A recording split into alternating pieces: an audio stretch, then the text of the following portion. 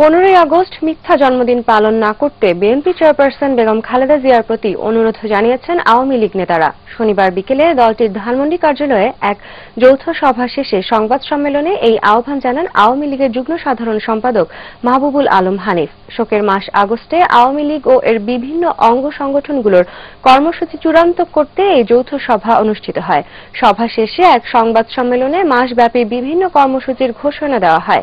এছাড়া আগস্ট মাসেই বিএনপির আন্দোলনের প্রস্তুতি সম্পর্কিত এক প্রশ্নের জবাবে মাহবুবুল আলম হানিফ বলেন, আওয়ামী লীগ প্রত্যাশা করে শোকের মাসে বিএনপি কোনো বিধ্বংসী কর্মসূচি দেবে না। 15 আগস্ট এই কালো দিবসে, জাতীয় শোক দিবসে উনি যেন এবারে মিথ্যা ঘোষণা দিয়ে বা ভুয়া জন্মদিন পালন করার জন্য কেক কেটে উৎসব না করেন, এটা ওনার প্রতি আমাদের অনুরোধ থাকবে। আমরা মনে করি যে এই শোক দিবসের ভাবমূর্তি বা এটা ক্ষুণ্ণ হয়, ভাব গাম্ভীর্য নষ্ট হয়, এমন কোনো কাজ কোনো রাজনৈতিক দল করবেন না, এটা আমরা বিশ্বাস করি।